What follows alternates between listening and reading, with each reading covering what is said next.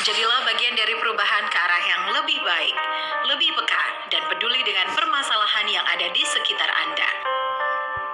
Anda bisa berbagi aspirasi dan informasi di sekitar Anda untuk kami kabarkan secara langsung dalam program Laporin Aja.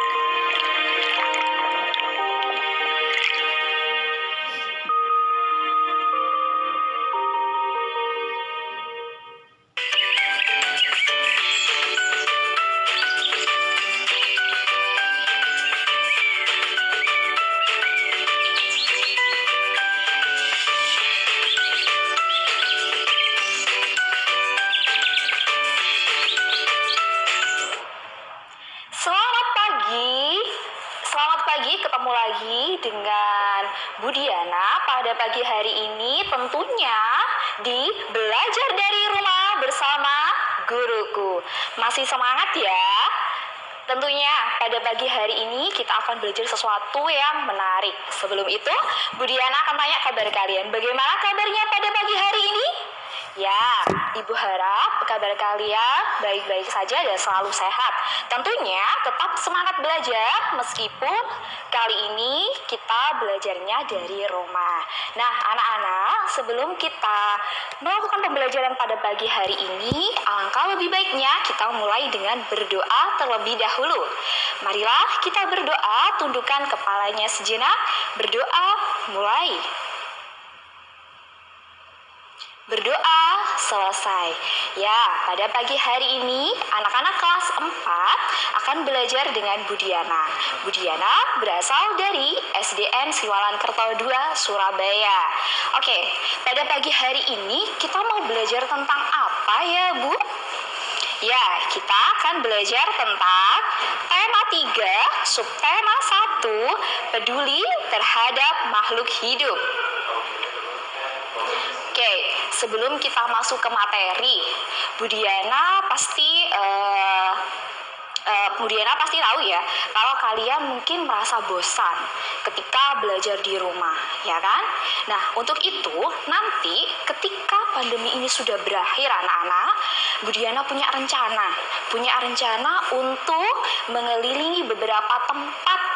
Tempat apakah itu? Kita simak video berikut ini.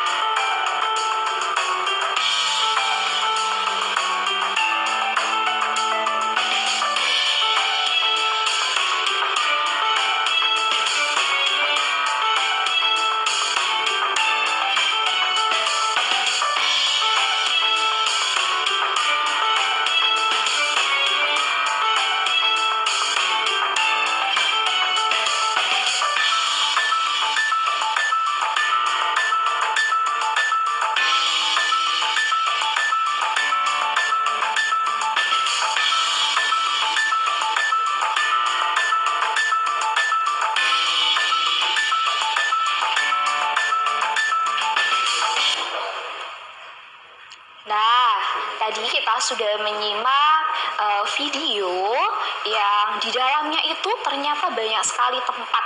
Tentunya tempat yang indah sekali. Tapi tempat-tempat itu belum bisa kita kunjungi. Sabar dulu, nggak apa-apa. Nah, untuk itu tadi tempat-tempat apa saja sih yang ada di dalam video? Mari kita lihat.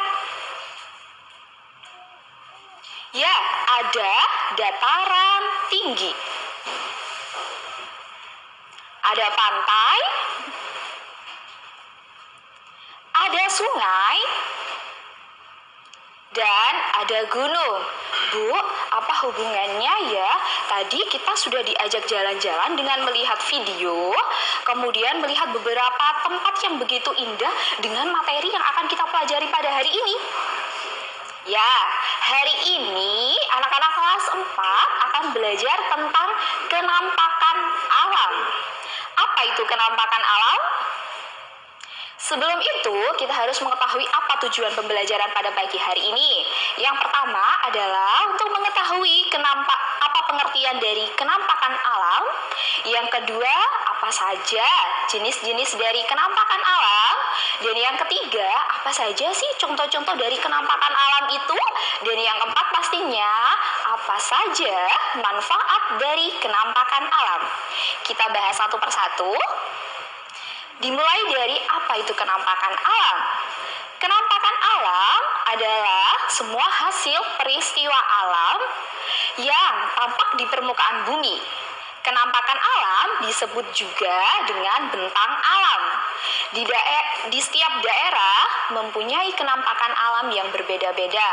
Ada yang datar, ada yang berbukit-bukit, ada juga daerah yang tertutup, dan ada juga daerah yang digenangi oleh air. Itu adalah kenampakan alam. Lalu, apa saja ya jenis-jenis dari kenampakan alam? Kenampakan alam itu dibagi dua, anak-anak. Yang pertama, kenampakan alam daratan, dan yang kedua adalah kenampakan alam perairan. Apa saja kenampakan alam daratan dan kenampakan alam perairan itu? Kenampakan alam daratan, kita lihat, ya di sini ada 7 kenampakan alam yang akan kita bahas pada pagi hari ini. Yang pertama, ada gunung dan pegunungan. Tentu, kata gunung itu sudah tidak asing lagi di telinga kita ya. Mungkin hampir dari kalian semua sudah melihat, sudah tahu apa itu yang namanya gunung. Gunung adalah permukaan bumi yang menjulang tinggi. Ya, gunung memiliki ketinggian lebih dari 1000 meter di atas permukaan laut. Wah, tentunya sangat tinggi sekali ya. Sedangkan pegunungan adalah rangkaian gunung yang berkelompok dan sejajar di suatu wilayah yang luas. Jadi, antara gunung dan pegunungan itu sebenarnya sama. Perbedaannya, kalau pegunungan itu terdiri dari beberapa gunung. Lalu, apa ya manfaatnya dari gunung itu? Banyak sekali manfaat dari gunung. Yang pertama, bisa dijadikan sebagai objek wisata, kemudian penghasil batu bara, kemudian untuk gunung yang aktif, itu abu vulkaniknya dapat menyuburkan di wilayah di sekitarnya.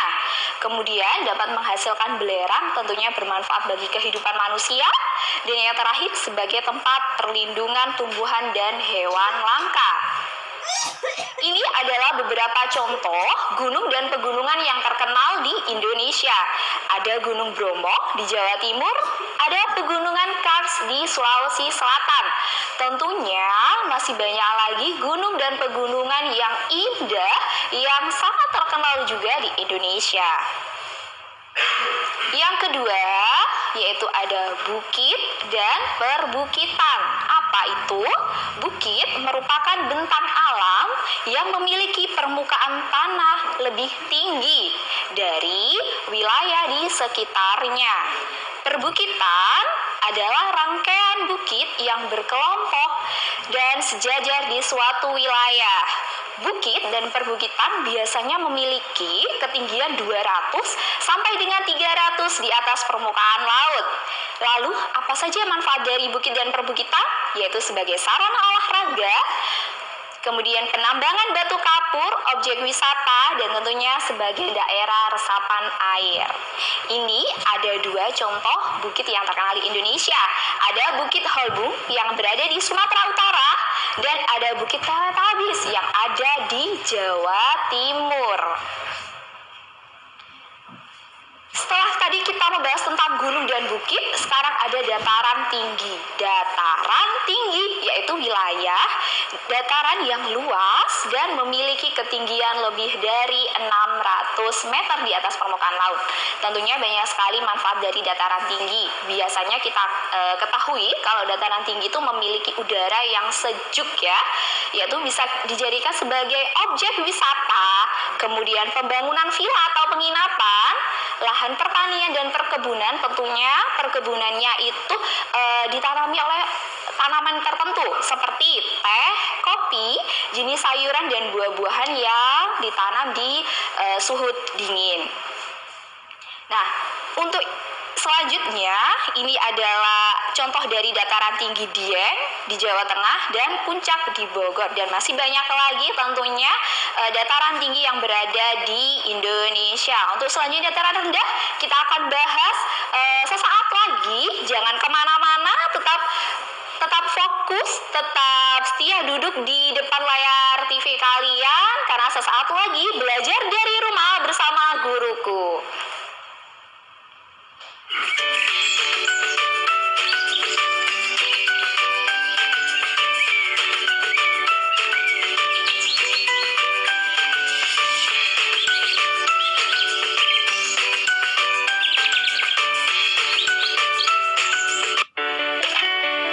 Emco Tiner B, tinernya Emco. Halo, healthy people. Buat kamu-kamu semuanya yang peduli banget sama yang namanya kesehatan, ini nih salah satu produk dari cuacwit.com yang bagus banget untuk menunjang kesehatan kalian semuanya. Ini nih, namanya adalah Blue QQ. Ini adalah botol minum pengubah air biasa menjadi air alkali. Jadi dengan filter 8 jenis bebatuan alami yang kaya mineral, mengubah air biasa menjadi air alkali yang kaya akan antioksidan dan juga mengandung hidrogen negatif ion untuk melindungi sel-sel tubuh dari ancaman gangguan kesehatan. Segera hubungi orang-orang terdekat Anda untuk beli yang namanya Blue QQ dan dapatkan diskon spesialnya.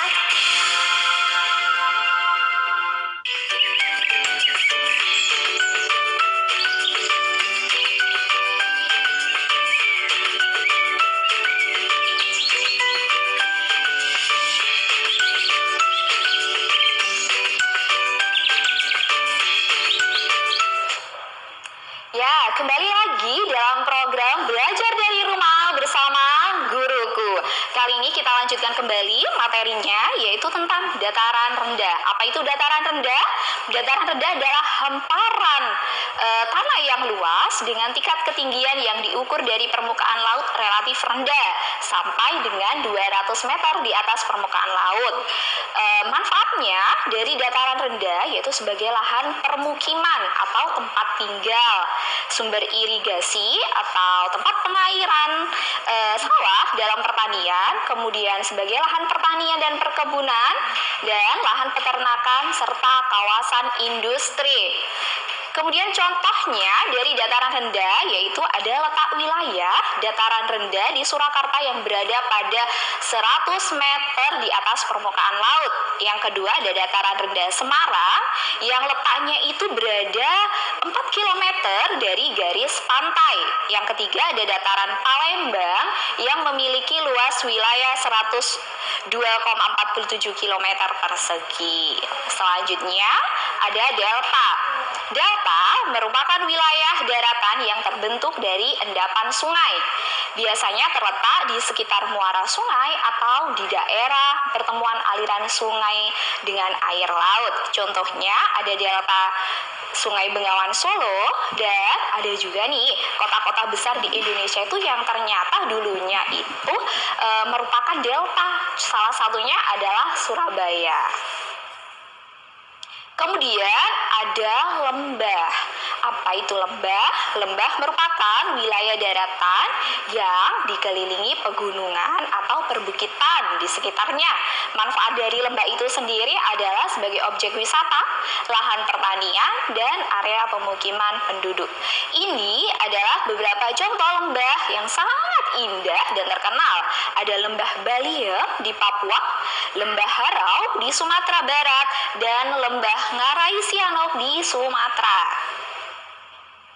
Kemudian ada pantai. Nah, tentu kita tidak asing lagi dengan pantai ya. Pantai itu dataran yang berbatasan langsung dengan lautan. Ketika kalian pergi ke pantai, kalian bisa menikmati dua kenampakan alam sekaligus, yaitu kenampakan alam berupa pantai dan kenampakan alam berupa lautan. Pantai biasanya dimanfaatkan sebagai objek wisata, tambak garam, perkebunan kelapa, pemukiman bagi nelayan, dan pembudidayaan ikan laut dan rumput laut, serta pelabuhan atau tempat berhentinya kapal. Nah, ini ada beberapa pantai yang ada di Indonesia. Ada Pantai Kutai di Bali, ada Pantai Karimun Jawa di Jawa Tengah, dan ada Pantai Gili Trawangan di Lombok, Nusa Tenggara Barat. Selanjutnya, tadi kita sudah membahas tentang kenampakan alam yang ada di daratan.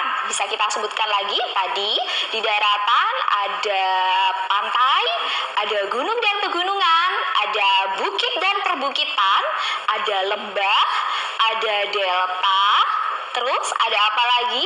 Ya, itu tadi adalah contoh-contoh dari kenampakan alam daratan.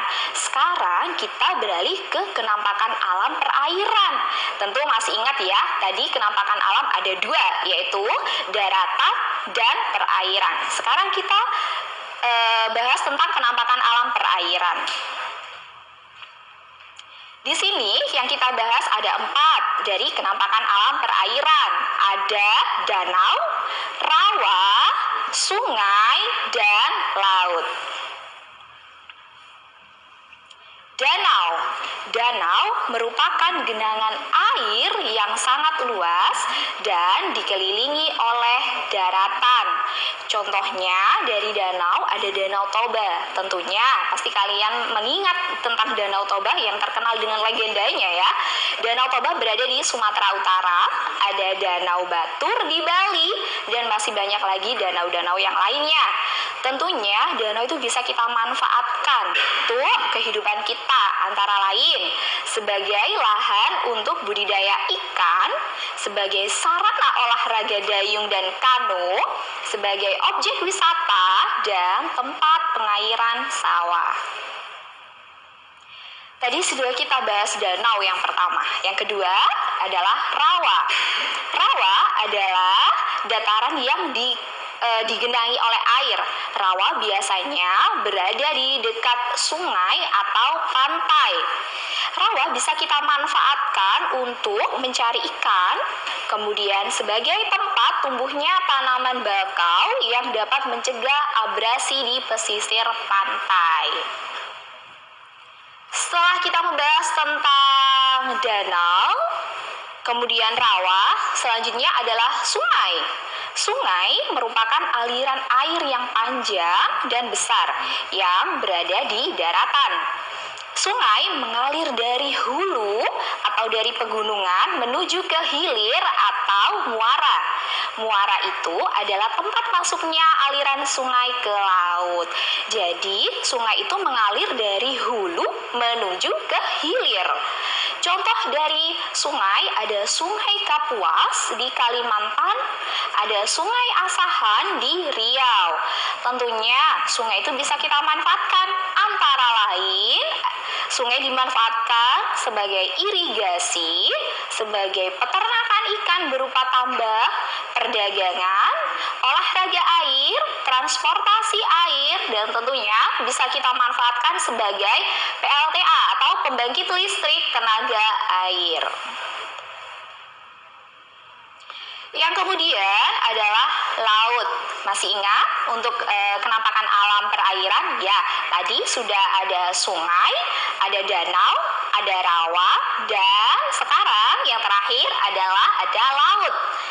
Laut merupakan perairan yang sangat luas dengan ciri airnya asin ya. Pasti kalian sudah tahu kalau yang namanya laut ciri-cirinya itu salah satunya adalah airnya asin. Laut banyak menghasilkan jenis ikan, udang, kerang, serta rumput laut. Contohnya ada Laut Jawa, Laut Banda, dan sebagainya. Laut dapat dimanfaatkan sebagai tempat nelayan mencari ikan, sumber makanan laut, olahraga air, sarana perdagangan antar negara, dan sebagai sarana transportasi antar pulau. Karena laut bisa menghubungkan kita dengan pulau yang lainnya. Nah, itu tadi kenampakan alam perairan. Ada 4 ya. Lalu Selanjutnya apa yang akan kita bahas, Bu? Jangan kemana-mana, tetap berada di Belajar dari Rumah bersama Guruku.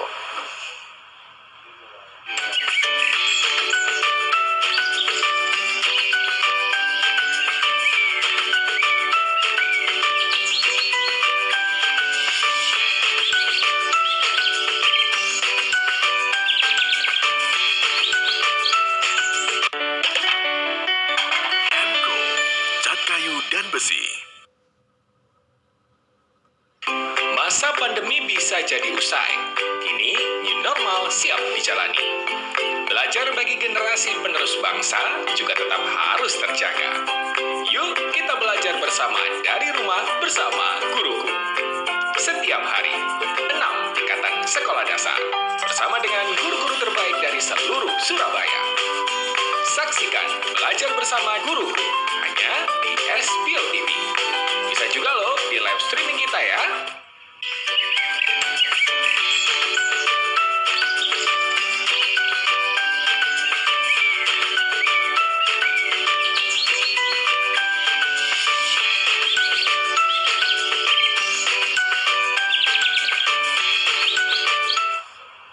Kembali lagi kita dalam program Belajar dari Rumah bersama Guruku. Nah, tadi kita sudah belajar tentang kenampakan alam perairan. Ada kenampakan alam perairan itu ada sungai, danau, rawa, dan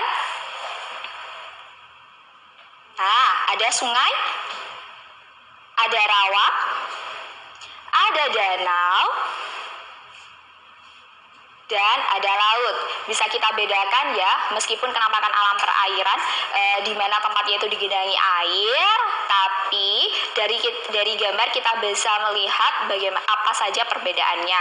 Bisa kita lihat ada sungai, rawa, danau, dan laut. Anak-anak, kalian bisa telepon, kalian bisa mengajukan pertanyaan langsung dengan cara telepon ke nomor yang ada di layar televisi kalian. Kalian bisa tanyakan apa saja seputar kenampakan alam, nanti akan Bu Diana jawab. Oke. Tadi kita sudah belajar banyak sekali. Kita simpulkan bersama apa saja pembelajaran pada pagi hari ini.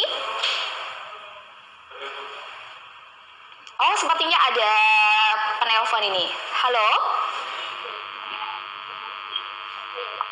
Halo, belajar dari rumah bersama guruku. Iya, selamat pagi. Selamat pagi, Assalamualaikum Bu Diana. Waalaikumsalam. Dengan siapa dan dari SD mana? Saya Sabrina Zaskia Putri dari SDN Saunggaling 8. Iya, Sabrina dari SDN Sawung Galing 8. Sabrina, pada Ya. pagi hari ini Saya Sabrina mau tanya apa? Iya, mau Apa tanya yang mempengaruhi kenampakan alam di suatu wilayah? Oke. Penjelasannya. Terima kasih. Iya, terima kasih. Sama-sama. Apa yang mempengaruhi terjadinya kenampakan alam? Oke, sebelum Bu Diana menjawab pertanyaan itu, kita lanjutkan dulu dari kesimpulannya, yaitu yang kesimpulannya pada pembelajaran pagi hari ini ada 5. Yang pertama, kenampakan alam itu adalah semua hasil peristiwa alam yang tampak di permukaan bumi. Kemudian kenampakan alam itu dibagi 2. Ya, apa tadi? Kenampakan alam daratan dan kenampakan alam perairan. Yang ketiga, ada kenampakan alam daratan, contohnya tadi seperti gunung dan pegunungan, bukit dan perbukitan, dataran tinggi, dataran rendah, delta, lembah, dan pantai. Yang keempat, ada kenampakan alam perairan seperti danau, rawa, sungai, dan laut. Dan yang kelima adalah kenampakan alam memiliki banyak manfaat nih bagi kehidupan manusia. Tentunya manfaat itu harus kita gunakan dengan sebaik mungkin supaya menghasilkan dampak yang positif bagi kehidupan kita atau bagi lingkungan sekitar kita. Untuk menjawab pertanyaan dari Sabrina tadi, tadi tentang apa gitu ya, tentang pengaruhnya atau apa yang menyebabkan terjadinya proses kenampakan alam itu, tentunya pasti tentang kenampakan alam itu terjadi karena peristiwa alam yang terjadi nih pada berjuta-juta tahun yang lalu gitu. Kemudian, nah itu tadi kesimpulannya sudah kita bahas untuk Sabrina, sudah jelas, terima kasih untuk pertanyaannya.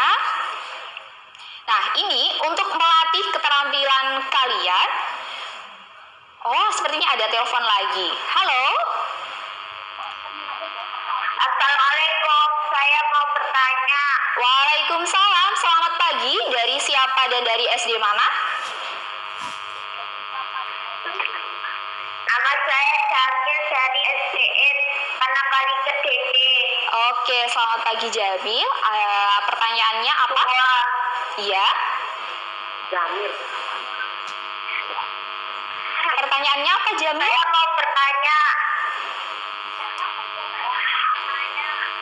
Apakah syarat agar suatu tempat dapat disebut sebagai bentang alam?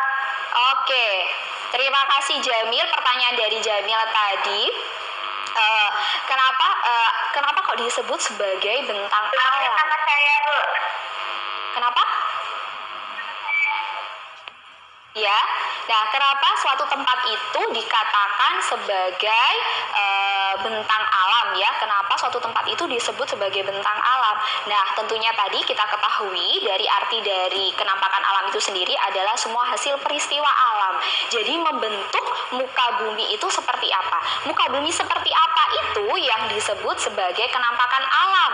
Tentunya kenampakan alam itu sangat beragam sekali. Untuk melatih keterampilan kalian, Bu Diana memiliki tugas mandiri.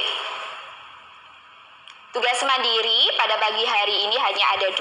Yang pertama, kalian sebutkan sebanyak-banyaknya kenampakan alam daratan dan perairan yang ada di Jawa Timur. Kalian bisa memanfaatkan teknologi informasi dari HP kalian untuk mencarinya.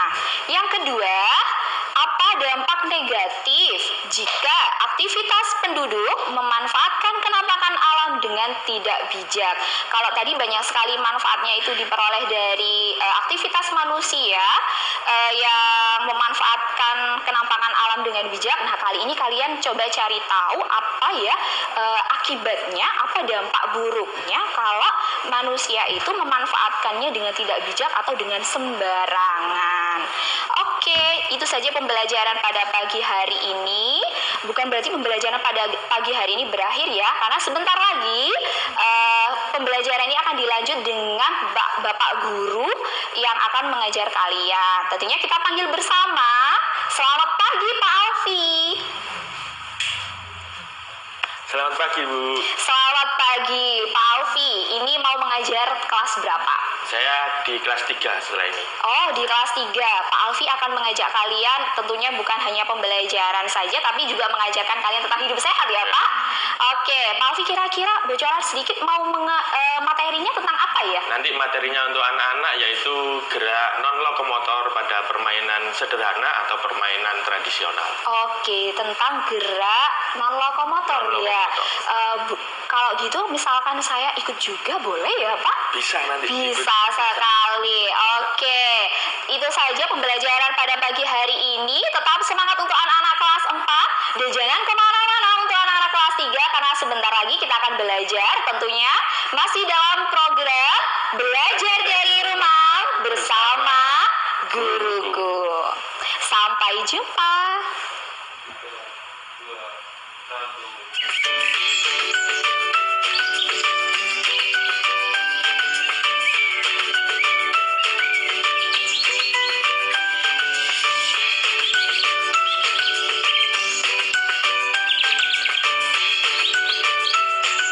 Semua ini adalah rencana dan kehendak Tuhan Yang Maha Kuasa. Ayo, kita tidak boleh malas, tidak boleh takut, tidak boleh menyerah, dan kita harus tetap semangat meskipun belajar melalui TV. Karena anak-anakku adalah anak-anak kebanggaan Indonesia. Terima kasih anak-anakku.